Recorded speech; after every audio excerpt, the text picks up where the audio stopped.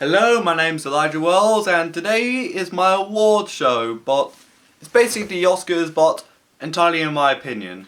And as a quick disclaimer to throw out here, I've not seen every single film that came out in 2019, so this is the award show of films I actually watched this year. Even though I brought films that were released last year, of course, but I haven't got around to watching it, so please bear with me.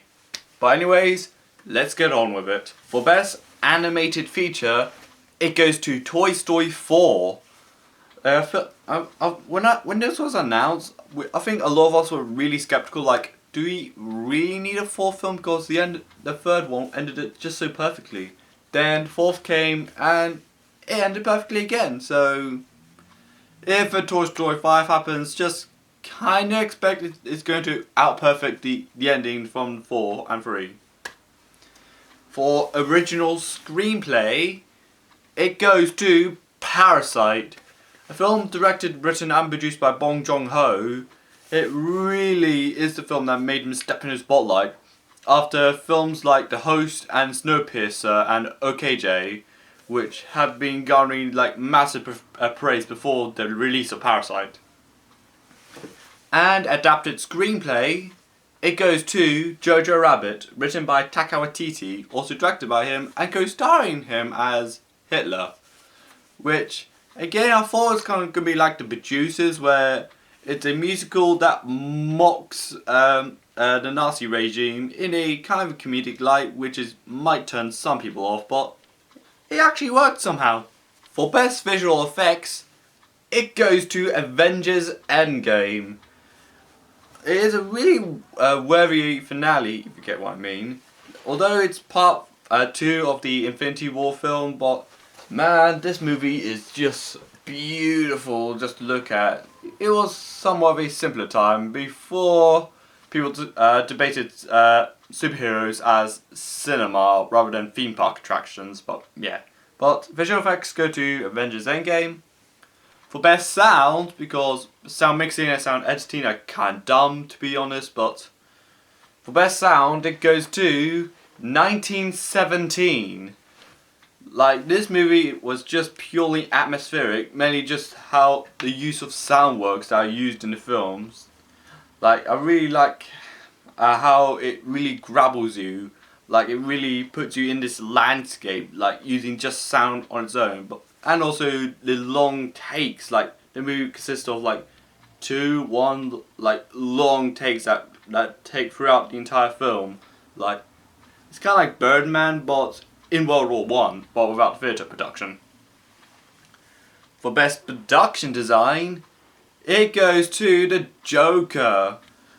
Yeah, I was kind of really a bit miffed to be honest because it wasn't nominated for the Oscars, but what I really liked about the sets is the clown office. Well, in the beginning of the film when Arthur Fleck was putting his makeup on and pulling these faces.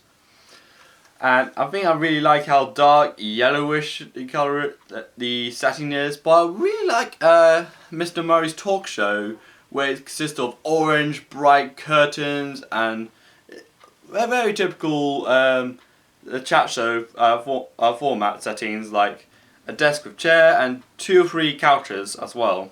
So it is basically taken from textbooks from or influenced by talk show hosts. For Best Song, it goes to I'm Gonna Love Me Again by Elton John for the movie Rocket Man. Yeah, the movie is basically a biopic movie of Elton John, but out of context, even if you've not watched the movie, this song is really catchy. Like, I love that song really much. I could have gave this award over to Beautiful Ghost from Cats, but considering the movie went as well as a train wreck, but the song was good. But I think I'm Gonna Love Me Again kind of holds a candle a bit more, and I think Beautiful Ghost might have a cult following, but I have no idea. For Best Score or Background Music, it goes to The Joker. What really interested me about the score is basically its heavy usage of the cello, like the strings instruments. Like, although it's very reminiscent to Johan Johansson's work from Sicario, a film I highly recommend. I think this score, particularly at the final scene where all the clowns gather around him and the drums and cello make this really powerful and really thought-provoking combination that I'm never going to get out of my mind for some time. And for best makeup effects, it goes to Bombshell. What I've learned about the film after I watched the movie is that the difference between Megyn Kelly and Charlize Theron is that Charlize Theron allegedly had a larger forehead, so they had to design like a special wig just to cover her forehead that is relatively larger than Megyn Kelly's, which I thought was nice. But also, I could barely recognize Nicole Kidman in a movie. Like, she's like under all.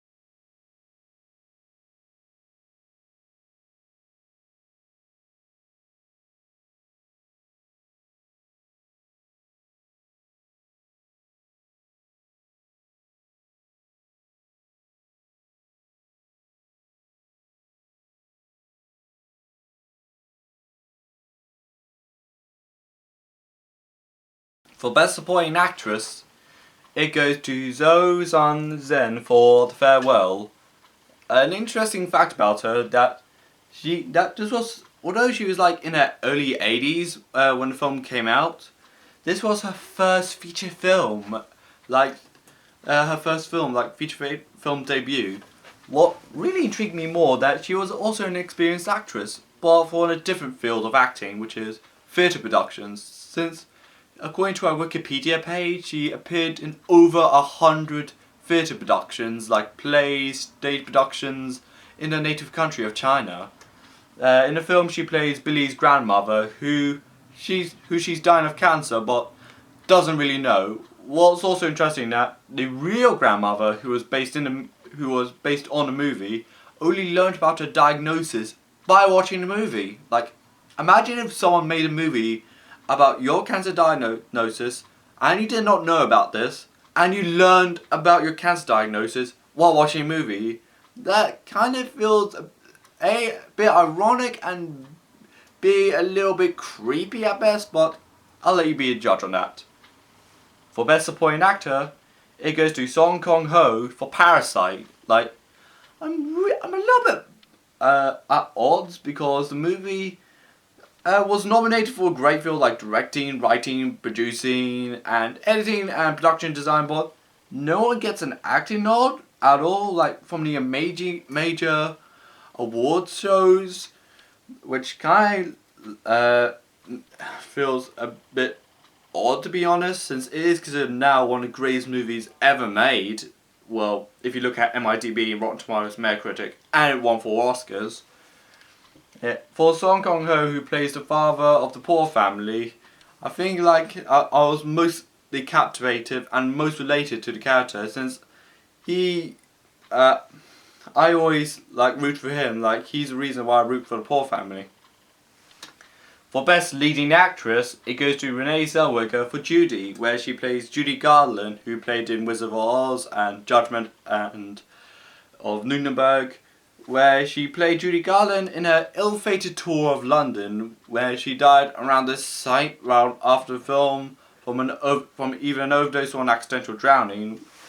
I think she really got down for to do the role. Like, she was almost prawny, she was dependent on alcohol and drugs, and she really let it shine in her final scene where she stumbled on her lyrics and they had the entire auditorium to sing Somewhere Over the Rainbow for her, which I thought was the reason it gave her the Oscar, and also one really brilliant performance of the year. For Best Actor, no doubt it's Joaquin Phoenix for the Joker. Like, this is probably one of the most insane performances that was put on screen for a very long time. Like, I never saw a performance that intimidating, that uncomfortable I've watched for, like, again, a very long time. Like, although it's kind of akin to King of Comedy and Taxi Driver, two Scorsese flicks, it's basically a man who's mentally unhinged, who lashes out at society for basically mistreating him, even though he works as a failed comedian and a clown for hire, because clowns were a thing in Gotham before crime sprees went up and up and up.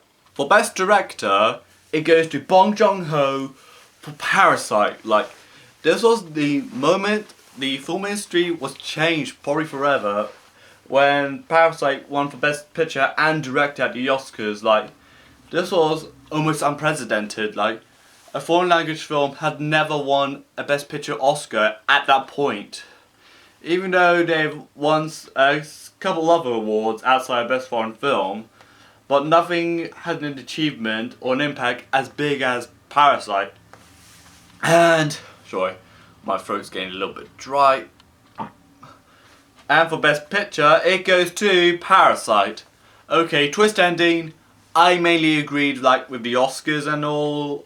This is basically, from what I saw, I've mainly agreed with the Oscars from the films I saw. But yeah, I think Parasite is probably along with Farewell, is probably two of the best films that came out in 2019, if not the best films that came out of the 2010s decade. Like, I think this was an achievement both filmmakers should be proud of, because I absolutely adore both films. Like, I would watch them continuously on a loop, like, or buy them on DVD.